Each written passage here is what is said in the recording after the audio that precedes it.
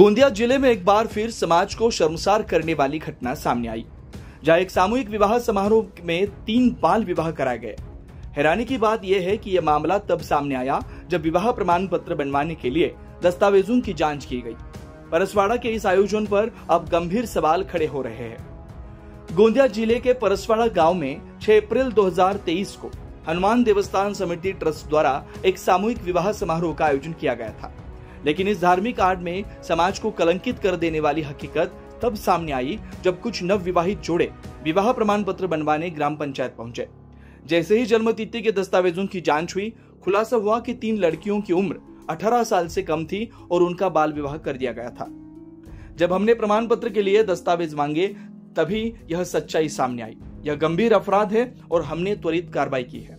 ग्राम पंचायत के उपसरपंच नितिन बिसेन की शिकायत पर हनुमान देवस्थान समिति ट्रस्ट के अध्यक्ष मुकेश पूरनलाल भगत, उपाध्यक्ष मनीराम मोहन हिंगे सहित कुल 10 लोगों के खिलाफ बाल विवाह प्रतिषेध अधिनियम की धारा 10 और 11 के तहत मामला दर्ज किया गया। हमारी कोशिश है कि जिले में एक भी बाल विवाह न हो और ऐसे आयोजकों पर सख्त कार्रवाई की जाएगी। नागरिकों से भी अपील है कि ऐसे मामलों की सूचना पुलिस को दे। गौर करने वाली बात यह है कि गोंदिया के तिरोड़ा तालुका में कुछ ही दिन पहले एक और बाल विवाह को दामिनी पथक की सक्रियता से रोका गया।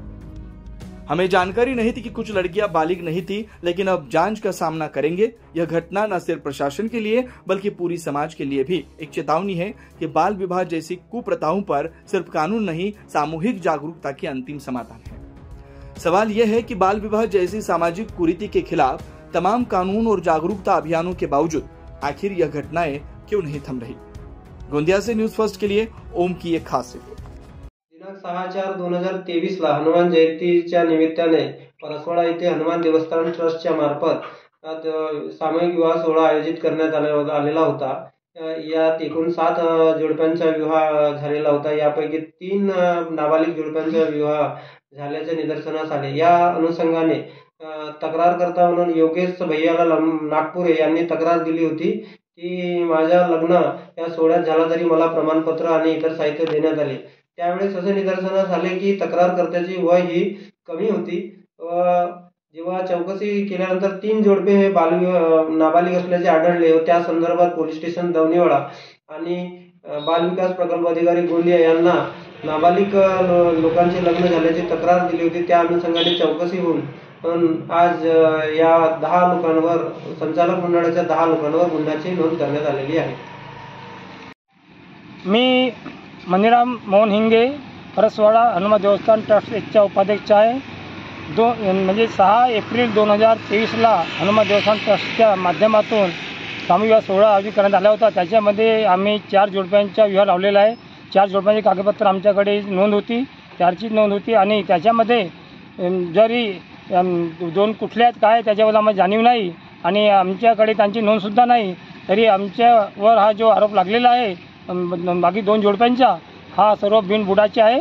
तरी आम्ही जो बोलत आहे, मी आपल्याहून सत्य बोलत आहे। त्यामध्ये प्रकरण ॲक्च्युली जुने आहेत। 3 वर्षापूर्वी तिथे सामूहिक विवाह सोहळा झाला होता आणि त्यानंतर आपल्याला त्यामध्ये तक्रार प्राप्त झाली होती की त्यावेळेस जो सामूहिक विवाह सोहळा झाला होता त्याच्यामध्ये काही अल्पवयीन मुलामुलींचे त्यामध्ये लग्न लावले गेले होते। तर त्याच्यामध्ये PI दवणीवाडांनी मग त्याच्यामध्ये प्राथमिक चौकशी करून ते व्हेरीफाय करून आणि त्याच्यामध्ये बालविवाह झाल्याचं निष्पन्न झाल्यानंतर त्यामध्ये आपण गुन्हा दाखल करण्यात आलेला आहे।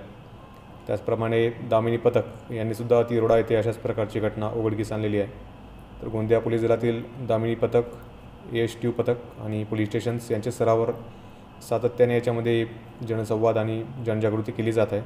त्याचेच फलित म्हणून आपल्याला आता मोठ्या प्रमाणावर याच्या बालविवाहाच्या तक्रारी प्राप्त होत आहेत आणि जरी जुन्या तक्रारी असतील तरीसुद्धा आपण त्यामध्ये ती चौकशी करून जर अल्पवयीन विवाह झाला असेल त्यात आपण गुन्हे दाखल करत आहोत। त्या सामूहिक विवाहामध्ये 3 बालविवाह त्यावेळेस झाले होते अशी माहिती त्यामध्ये निष्पन्न झालेली आहे। नागरिकांना तेच आवाहन करू की आमच्यामार्फत आम्ही कंटिन्यू त्याच्यामध्ये पब्लिक कॉन्टॅक्ट करत आहोत, परंतु त्यांच्यासुद्धा आसपास अशी काही घटना त्यांना दिसली, लोकल पोलीस स्टेशन असेल, डायल 112 असेल किंवा आपली गोंदिया पोलीस वेबसाईट असेल, कुठंतरी आपण माहिती दिली तर इमिजिएटली रिस्पॉन्स होऊन आपल्याला अशा घटना थांबवता येतील त्याच्यामध्ये।